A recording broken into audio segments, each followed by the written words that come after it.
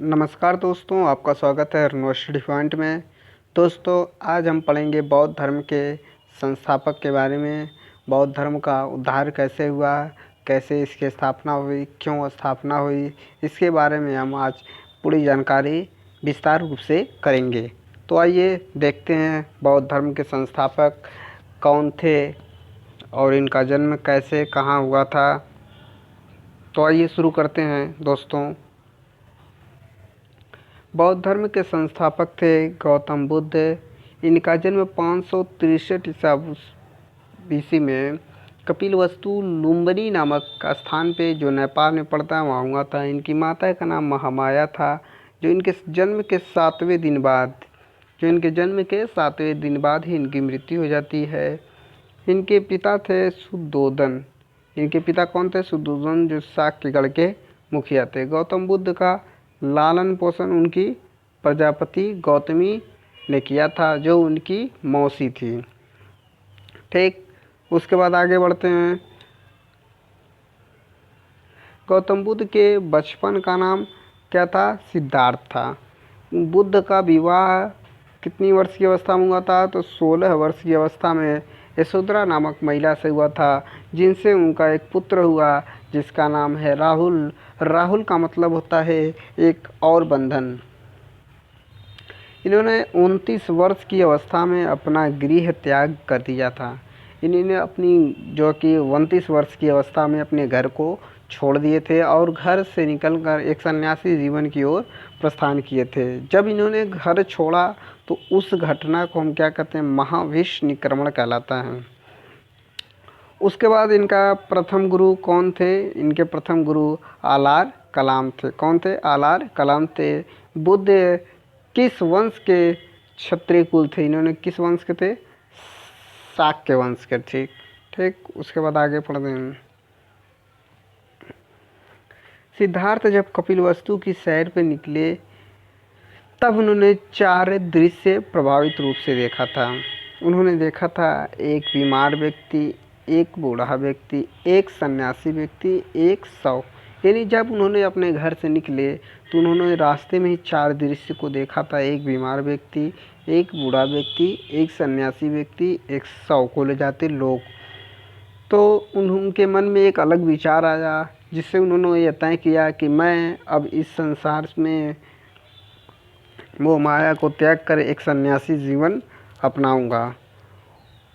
उन्होंने एक कठिन तपस्या, 6 वर्ष की कठिन तपस्या के बाद उन्होंने 35 वर्ष की अवस्था में वैशाख पूर्णिमा की रात निरंजना नदी, जिसका वास्तविक फाल्गु नदी, निरंजना नदी, पीपल वृक्ष के नीचे ज्ञान की प्राप्ति हुई। पूछता है कि किस वृक्ष के नीचे बुद्ध की ज्ञान की प्राप्ति हुई? तो पीपल वृक्ष के नीचे ज्ञान की प्राप्ति हुई। दोस्तों, कहानी यहाँ से होती है कि जब गौतम बुद्ध यानी गौतम जी पैदा होते हैं तो उनकी भविष्यवाणी, उनके पिताजी राजा थे, तो उनकी भविष्यवाणी लोगों ने की कि या तो ये सन्यासी बनेंगे या तो बहुत बड़े राजा बनेंगे। तो उनके पिताजी ने ये बात सुनकर अपने पुत्र को घर से नहीं जाने देते थे, इस वजह से कि मेरा पुत्र सन्यासी कहीं न हो जाए। जिसका डर था वही बाद में हो गया। तो उसके बाद जब कपिलवस्तु एक बार अपने घर से सैर के लिए निकलते हैं, उसके बाद जब रास्ते में उन्हें 4 दृश्य देखे, बीमार व्यक्ति, बूढ़ा व्यक्ति, सन्यासी व्यक्ति और कुछ लोग शव को ले जाते हुए।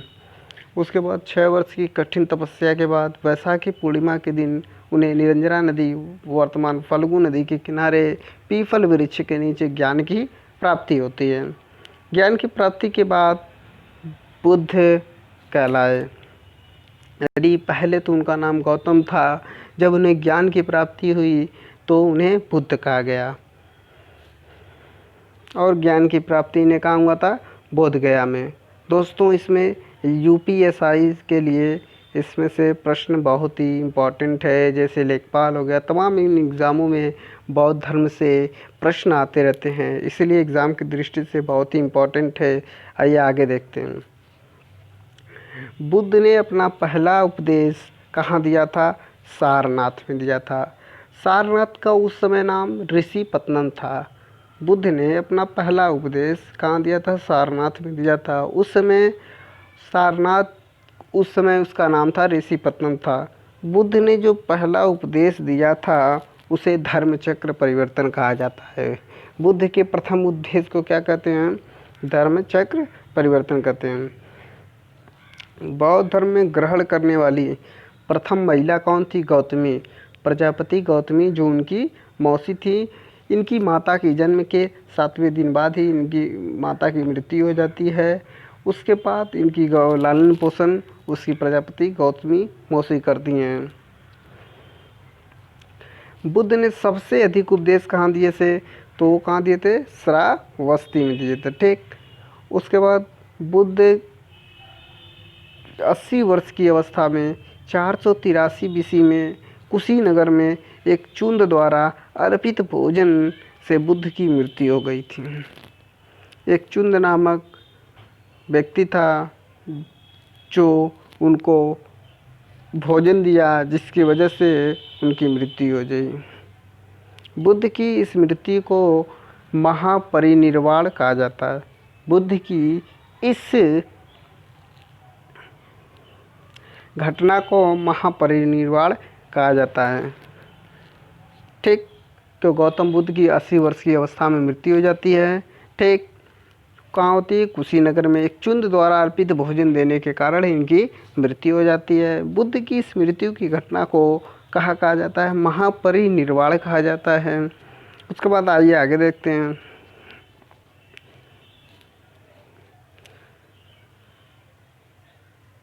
बौद्ध धर्म में संगीतियाँ हुई थी। बौद्ध धर्म में संगीतियाँ, जिसमें पहली संगीति हुई थी कब हुई थी? 483 ईस्वी में। कहाँ हुई थी? राजगिरी में। कहाँ? राजगिरी में। अध्यक्ष कौन था? महाकश्यप इसके अध्यक्ष थे। शासनकाल कौन सा राजा था? अजातशत्रु। अजातशत्रु किस वंश का था? तो ये हर्यक वंश का था। प्रथम बौद्ध संगीति कब हुई थी? 483 BC में। कहाँ हुआ था? राजगिरी। राजगिरी कहाँ था? बिहार में। अध्यक्ष कौन था? महाकश्यप। उपाधि, शासनकाल किसका था? अजातशत्रु का, उसी की देखरेख में हुआ था। उसके बाद आगे देखते हैं, थोड़ा सा बड़ा कर देते हैं। उसके बाद दूसरी बौद्ध संगति कब हुआ था? 383 में। उसके 100 साल बाद। स्थान कहाँ था? वैशाली था। स्थान कहाँ था? वैशाली।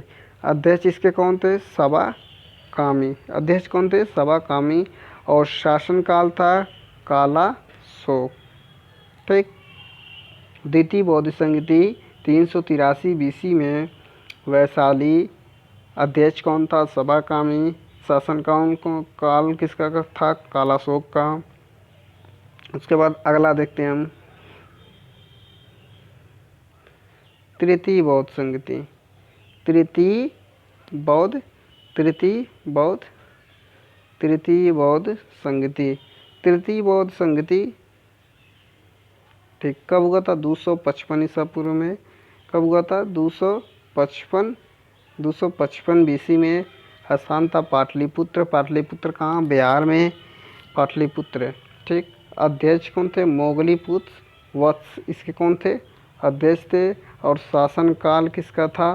तो अशोक का शासनकाल था। अशोक जो मौर्य वंश का शासक था, जो सबसे खतरनाक शासन था और अच्छा भी शासक था।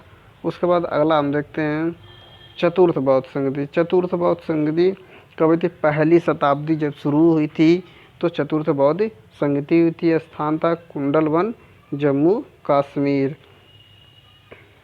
अध्यक्ष थे वसुमित्र और शासनकाल था कनिष्क। ठीक। चतुर्थ बौद्ध संगति में ही बौद्ध धर्म 2 भागों में टूट गया था। कई भागों में? एक बौद्ध हीनयान और महायान। पूछता है किस बौद्ध संगति में बौद्ध धर्म टूटा था? तो चतुर्थ जो बौद्ध संगति थी कुंडलवन जम्मू कश्मीर में, जो पहली शताब्दी में हुई थी। अध्यक्ष इसके वसुमित्र या अश्वघोष थे। अध्यक्ष उसके शासनकाल में होती, कनिष्क के शासनकाल में। 2 भागों में टूट गई थी, हीनयान और महायान में। कुछ इम्पोर्टेंट बातें, जैसे बुद्ध के मध्यम मार्ग को सबसे उत्तम बताया गया था। बौद्ध में पूजा स्थल को क्या कहा जाता है? तो चैत्य को क्या कहते हैं? पूजा स्थल।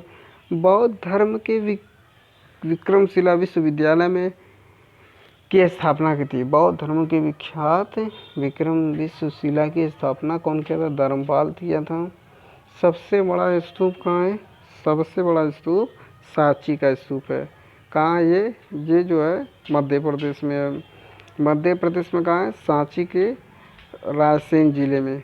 सांची का स्तूप कहाँ है? मध्य प्रदेश रायसेन। बुद्ध के गृह त्याग को हम क्या कहते हैं?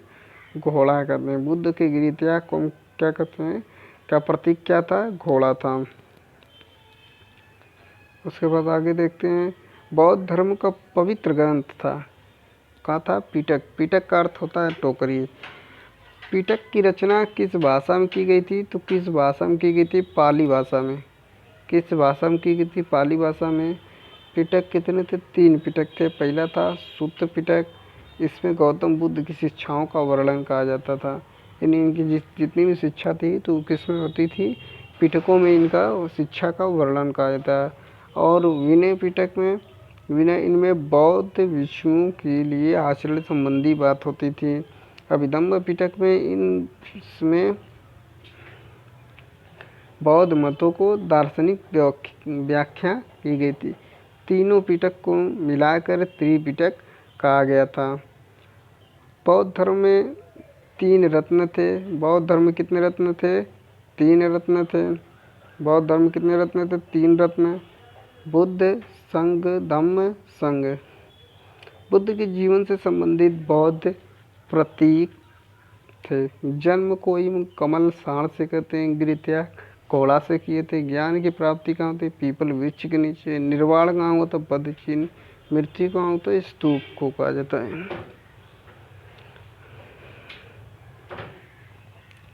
बौद्ध धर्म पुनर्जन्म पर विश्वास करता था। बौद्ध धर्म के सबसे पवित्र त्यौहार वैशाखी पूर्णिमा, जिसमें बुद्ध की नाम से जाना था। इसी दिन बुद्ध का जन्म हुआ था। ज्ञान की प्राप्ति हुई थी। मृत्यु महापरिनिर्वाण हुआ था। बुद्ध का अर्थ होता है ज्ञान। गौतम बुद्ध एशिया का ज्योति पुंज कहा जाता है। तो दोस्तों ये थे गौतम बुद्ध से संबंधित प्रश्न और सारी जानकारी हमने दे दी। यदि आपको वीडियो अच्छा लगे तो लाइक कीजिए, शेयर कीजिए। नमस्कार।